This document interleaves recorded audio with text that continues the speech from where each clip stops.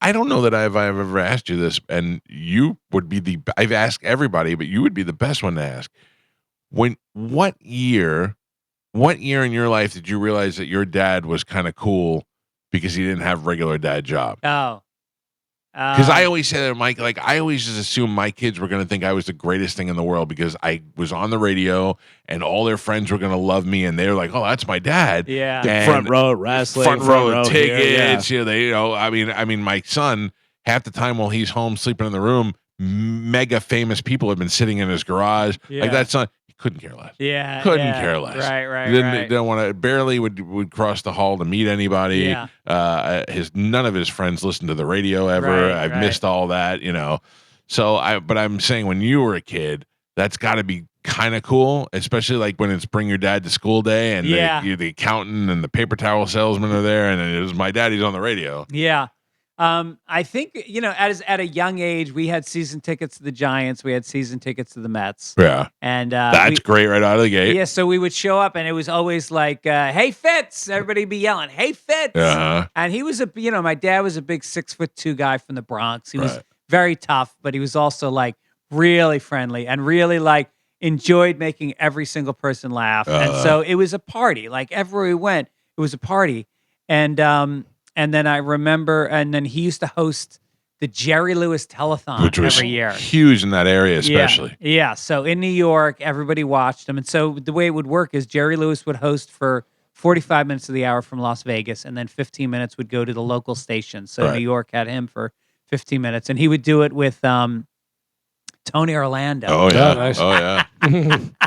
So we would go down there every year and we would kind of volunteer. We'd help people in the audience. And, Sure. there's always be these annoying kids in wheelchairs. You have to push them around. So lazy. And so I remember when I was, I guess I was about 13, and Brooke Shields came in to do the telethon. Oh, wow. And if you might be able to look it up online, but I stood with Brooke Shields, me and my friend.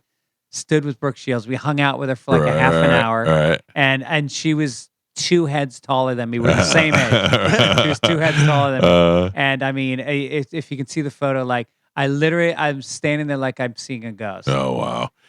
And were you like, this is the coolest thing ever? Oh, yeah. That's when I saw her. And my dad introduced us, which kind of gave me cachet with her because he was the host. Yeah. So she was really nice to me. That's great. I took my daughter. Have you seen this kid, Benson Boone? You know who he is? No. He was on the Grammys. He did the backflip. He just did backflip off Jimmy Fallon's he's desk. amazing. Yeah. So she loved him. Yeah. He was coming to town. I take her backstage before the show, like in the afternoon. She gets to meet him. I interview him. We do the whole deal. And then I took her to the concert that night. And I've gotten her front row tickets for Taylor Swift. At some point, she's gonna go. All right, wow, he's pretty cool. Yeah. You said something about your dad. Yeah, with one my time, kid on Howard Stern's show. I used to do the meant a lot to podcast. me. We have a guest house. I Right. used to do it back there. He got was to right meet when Joey Dave was born. Navarro. Oh, that's cool. My Dad dad and I and get he got along to great. meet Bob He's Saget. great Who, father as now, a but he kid, wasn't. like My he parents was were already divorced when I was a watching kid. Full So he House, wasn't around when so I it was was a a kid. big deal. And So I had to really deal with what I kind of think father I was going to be and if I was going to do good and how I was going to. I didn't know. He saw me do stand up live. I'm sure he'd he seen said clips to you, or whatever. what but kind we were of in Denver, father the whole was your family, because we were going to go And you skiing. said, We did the show in Denver, and then we drove out to Vail. Beat my mom or something like So that. my daughter was too young, so my wife took my daughter out to eat, and my son came to the comedy works, which is like I was the father that they wanted to have. It's amazing, and it's like right. I think it's a chance. My son comes to be in, better and the than staff your dad. love I really me. feel like at So the they end of my take him life, and they give him, like, a if I prime think table about what in I've the middle. achieved, And I really he's do only put that about at the very I guess he's top. probably is about that 15. I quit drinking. And they're bringing 30 him years pizza, and ago they're bringing him because my soda, father was an and alcoholic. the other acting. When I went up and like when I have a I family might have been member in guarded the with crowd, Stern I because dig deep. Yeah, yeah. I do my my best dad shows. Yeah. My So dad I was was the levitating. established for an hour, and then we walked out. Radio guy, and the waitress when was Stern like, was coming up. Right. Your So son Stern literally had his head attacked down on the table. Everybody's Imus laughing. and Oh, okay, and good, my good. dad was Yeah, I part think of you were saying he it. was Really vicious sleeping thing. through the whole thing. Make fun Yeah. of him for Or hosting the embarrassed. telethon. He Yeah, called him a no, has that's talking gotta about be his great. It's like, who would host a telethon? And so He's got nothing else going on in his career. He's helping crippled children. Like, what? He goes, Get a career. And so that was the funniest hour I've ever seen in my life. Yeah. And when I started doing things, the first like time a they asked me fan to would do say? it, and Oh, I wow. hated Stern And when it I was made young. I me- mean, it everybody made did. like My a father was part the of only me- one who went like, I get what he's doing. Right. You know, I understand. Collapse. Yeah. It was So, like this the first this time I was coming on relationship that Stern he and show, I had fostered our whole lives. I'm all which was nervous, and based this on is when me it was on trying to terrestrial, treat him and with the respect. week and before I some was coming parody, on, almost the show like I was wanted dark, him so they to were playing feel like I reruns. wasn't. So I'm an listening on authority the figure. Friday, Sure. I'm going in on And then when he Monday. became on a the Friday fan, show, I it's felt an like old I lost episode where something Howard because is when ranting people about treat me my like father. that, Oh, wow. And all of a sudden I'm like, oh, this Yeah, is a setup. it's a Oh, different. yeah. It's This a is different where status. it becomes a different- power. yeah, It's a yeah, status yeah, thing. yeah, yeah. Exactly. So I I didn't don't want to sleep have that all status weekend of with my my son. son. I don't Right. sleep, Because and when I'm- people Oh, see I you live out, to have I that got status. all Oh my stuff God. on I want him to Howard. follow me around. Like, Yeah. So I no, come are you on, kidding and me? he goes, Yeah. and it turns Now, out why I were you felt going like on? it Do was you gonna be remember? distracting Yeah, I had to won the all the jury other award at things the that Aspen we had Comedy between Festival for us. Best That's interesting. Comedian. So you were on know, fire. Well, You at think the about that. time, they were trying to add somebody.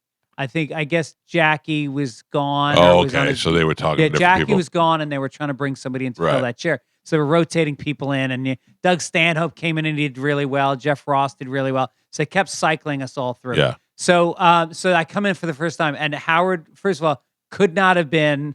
You've met him. Yeah. I mean, the most like endearingly warm and generous guy. But and then we, the simple fact that I got to tell you, the first time I met him, he was so tall. yeah, And he was so intimidating, and Yeah. I was like, and my entire teenage years came rushing back to me, and I was Yeah. like, and he gave me the fist bump. He's Yeah. like, "Hey, buddy," and again, I went, "Hey, Howard." Yeah. Yeah, I was very much, but yeah, he was super sweet, and it was Yeah. like an old Jewish lady. Yeah, exactly. It really I would was. say that he's a mensch. Yeah, And so we get on the air, and he immediately goes into a whole loving thing about my dad and Yeah. what my dad meant to him, what he learned from my dad.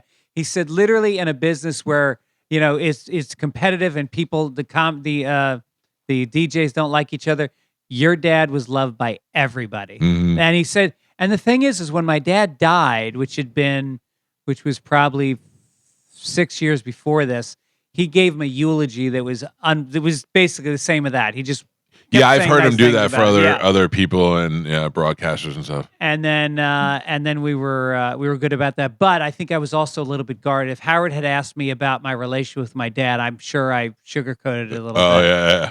Yeah. Well, it worked for me. He Yeah, inspired okay, me. good. We got to take a break. I'm Okay. running a little bit late. I got Greg Fitzsimmons here. He's going to be at Side Splitters all weekend long. 960-1197 or sidesplitterscomedy.com. One of our longtime friends on the show, Lee Syatt, who was here yesterday, is opening for Greg. We'll be out there together. We'll take a break and we'll come back and we'll wrap things up. It's the Mike Calta Show. It's 102.5 The Bone. You are early on the podcasting, man. You've been doing this a long time. Yeah, 15 years now. I've been doing it every single week for 15. I put out my 1,000th episode last week. Right. Or last year, actually. And I'm pretty burnt.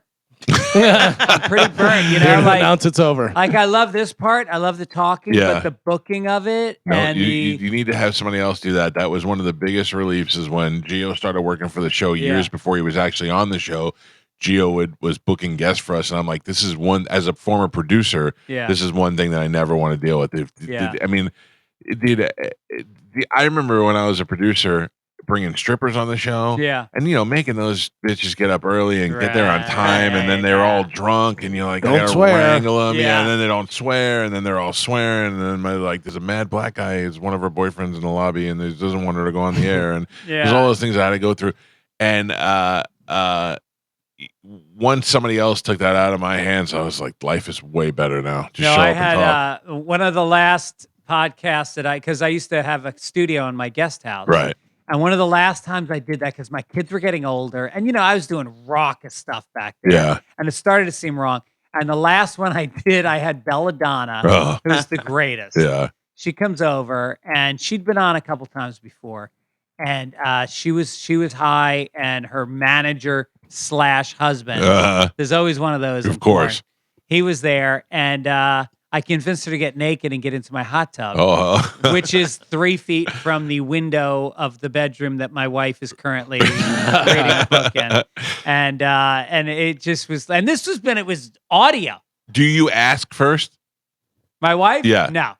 See, I did. We did a thing when we first started. the video portion of it. Joe is doing video for us before people were doing video podcasts, and we weren't doing it on YouTube. We had our own channel, and we were doing.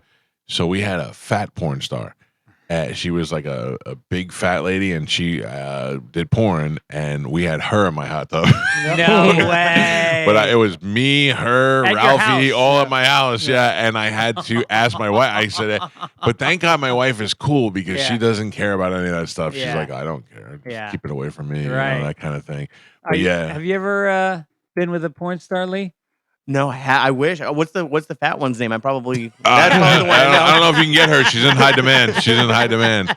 Listen to me, young Padawan. You do not mess up this lawyer girlfriend thing that you have. Oh no, I just used to be a really big fan of fat girls. But don't be getting any HJs from the wait staff at Side Splitters or any of that stuff. You don't want to screw this thing up. Oh no, definitely not. But porn stars were the worst guests. They were the only guests who were always late. Didn't show up. They'd tell them 10 minutes away. Like an hour later, they still weren't there. Yeah, it was they all want. Will I have security? Is there like a VIP area? Like they're all those kind of people. Like you're not J-Lo, right? I want to see a picture of your girlfriend as much as I wanted to see the fat picture of you on your driver's license. Okay, did you see that?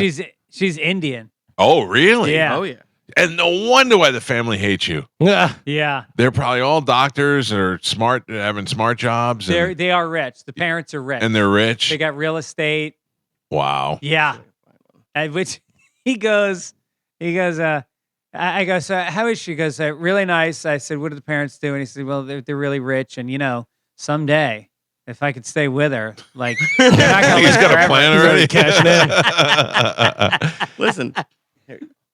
Yeah. You want to pass it around? Yeah. I don't get it at all. Yeah. But it's. I love that you just made great. I have a brain. I don't know what to do. You walked it around. Hold on.